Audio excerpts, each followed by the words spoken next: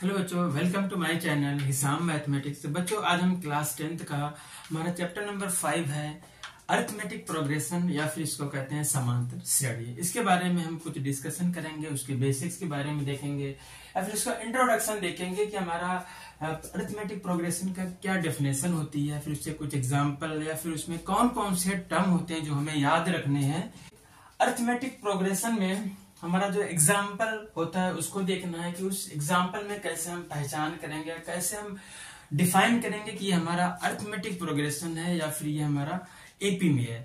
और एक चीज और यहाँ पे कि अरिथमेटिक प्रोग्रेशन को हम शॉर्टकट में हम क्या लिखते हैं, एपी करके लिखते हैं, A for arithmetic and P for progression. तो इसको हम एपी से इंडिकेट करते हैं अरिथमेटिक प्रोग्रेशन को। यहाँ पे हमारे कुछ एग्जाम्पल दिए हुए हैं, जैसे एग्जाम्पल नंबर 1 है 1, 2, 3 डॉट डॉट डॉट करके हमारा 100 तक गया। इसका मतलब ये है कि इसका जो लास्ट टर्म हमारा कितना है, 100 है। और यहाँ पे अगर इस सीरीज या फिर इस सीक्वेंस को अगर हम देखें तो हमारा क्या है कि इनके बीच में एक फिक्स नंबर का डिफरेंस है या फिर कुछ नंबर को ऐड करने के बाद हमारा नेक्स्ट टर्म आया है, या कुछ फिक्स नंबर है। जैसे हमारा 1 से 2 है तो मतलब ये कि इसमें अगर +1 ऐड करेंगे तो हमारा 2 आ जाएगा, नेक्स्ट टर्म आ जाएगा। फिर अगर 2 में हम क्या करें, +1 ऐड करें तो अगेन हमारा क्या आ जाएगा, 3 आ जाएगा। इस तरीके से यहाँ पे देख रहे हैं कि एक फिक्स नंबर को ऐड किया जा रहा है नेक्स्ट नंबर लाने के लिए। इसी तरह 5 में 1 ऐड करेंगे, हमारा नेक्स्ट टर्म आ जाएगा, अगला पद आ जाएगा, +6 आ जाएगा। इस तरीके से ये 100 तक जाएगा। इसमें जो लास्ट टर्म है या फिर जो अंतिम पद इसमें 100 तक जाएगा। तो यहाँ पे अगर हम बात करें, इसमें हम कितना ऐड करें कि हमारा 100 से 70 आ जाए। पता है इसमें हमें -30 को ऐड करना होगा या -30 को जोड़ना पड़ेगा। अगर हम -30 को 100 में ऐड करेंगे तो हमारा कितना हो जाएगा, 100 - 30 मीन्स 70 हो जाएगा। फिर यहाँ से 70 में अगर क्या करें हम -30 को ऐड कर दें, फिर क्या हो जाएगा, 40 आ जाएगा। फिर 40 में अगर हम -30 को ऐड करते हैं तो हमारा नेक्स्ट टर्म आ जाता है 10 आ जाता है। इसी तरीके से 10 में अगर हम -30 को ऐड कर दें तो अगला टर्म हमारा क्या आ जाएगा, माइनस में आ जाएगा, नेगेटिव नंबर आ जाएगा, -20 आ जाएगा। तो इस तरीके से हमारा टर्म आता रहता है। हम यहाँ पे देख रहे हैं कि इसमें कुछ फिक्स नंबर को हम ऐड कर रहे हैं, कुछ निश्चित संख्या है जिसको हम क्या कर रहे हैं, ऐड करते हैं तो हमारा नेक्स्ट टर्म अगला पद आता रहता है। अगर हम इस थर्ड एग्जांपल में देखें तो इनके बीच में कोई गैप नहीं है। अगर हम इनमें 0 ऐड करना पड़ेगा तो 6 में 0 ऐड करेंगे, 6 ही आएगा। तो इस तरीके से इनके बीच का जो फिक्स नंबर है जो ऐड करने पे नेक्स्ट टर्म आएगा वो क्या है, 0 है। यहाँ पे देख रहे हैं कि हमारा ये इनफाइनाइट तक जा रहा है, जिसे हम अपरिमित कहते हैं, अनंत कहते हैं। यहाँ भी देख रहे हैं हमारा अपरिमित रूप से जा रहा है। तो यहाँ पे अगर हम एग्जांपल नंबर 4 में देखें, -3 से -2 आ रहा है। अगर हम -3 से -2 लेके आना तो इसमें कितना हम ऐड कर देंगे, अगर +1 ऐड करें तो हमारा -3 +1 जो होता है -2 हो जाता है। तो यहाँ पे देख रहे हैं नेक्स्ट हमारा क्या, -2 है। कहने का मतलब ये है कि -3 में अगर हम +1 को ऐड कर दें तो हमारा नेक्स्ट टर्म आ जाएगा -2।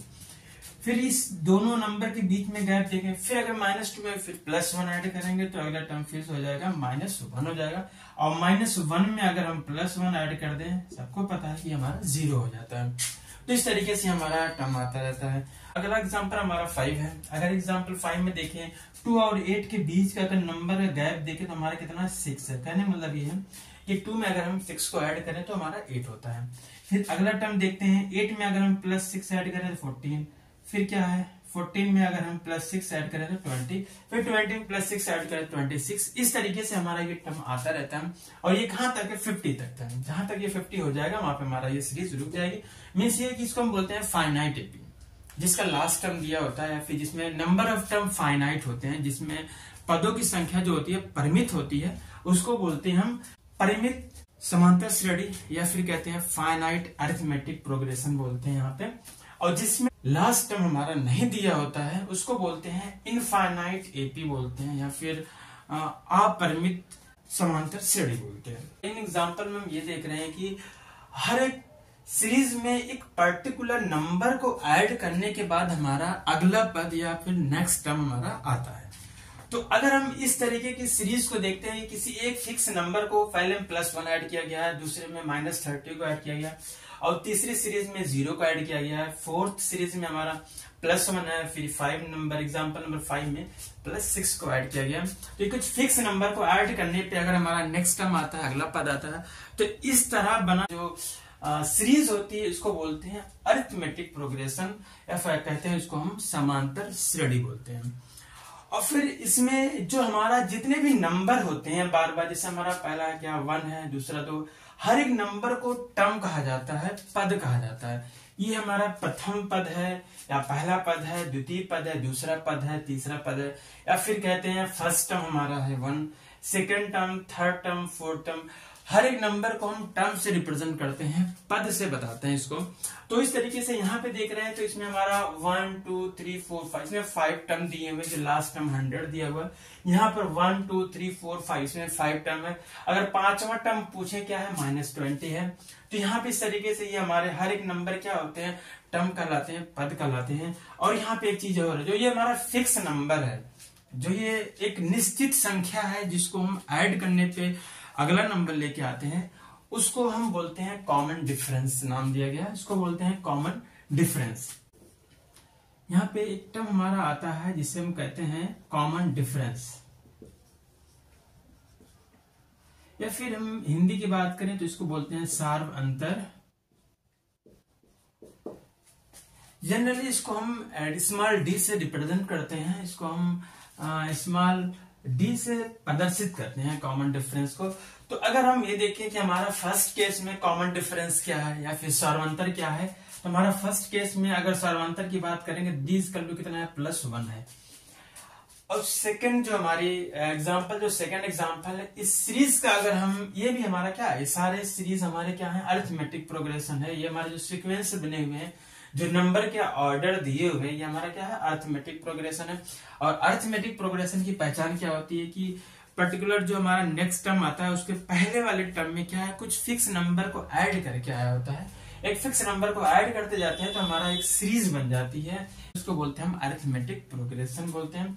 तो यहाँ पे देख रहे हैं कि हमारा ये सेकंड एग्जांपल में अगर देखें, यहाँ पे -30 ऐड किया गया, फिक्स नंबर -30, तो इसका जो कॉमन डिफरेंस या सर्वांतर होगा -30 होगा। फिर अगर थर्ड एग्जांपल की बात करें तो इसमें 0 ऐड किया जा रहा है, तो ये हमारा कॉमन डिफरेंस कितना है, यहाँ पे 0 है। और ये फोर्थ एग्जांपल में देख रहे हैं, +1 ऐड करने पे हमारा नेक्स्ट टर्म आता है, डी क्या हो जाएगा, यहाँ पे हमारा +1 हो जाएगा। और ये जो हमारा फिफ्थ एग्जांपल है, इसका जो कॉमन डिफरेंस होगा, डी जो होगा वो क्या हो जाएगा, +6 हो जाएगा। तो ये हमारा कॉमन डिफरेंस होता है। अरिथमेटिक प्रोग्रेशन का जो सर्वांतर होगा, कॉमन डिफरेंस होगा, वो पॉजिटिव नंबर हो सकता है, नेगेटिव नंबर हो सकता है, और 0 भी हो सकता है। जिससे जैसे हम इस एग्जांपल में देख रहे हैं, यहाँ पे हम +1 ऐड कर रहे हैं, यहाँ पे -30 ऐड कर रहे हैं, और यहाँ पे 0 ऐड कर रहे हैं।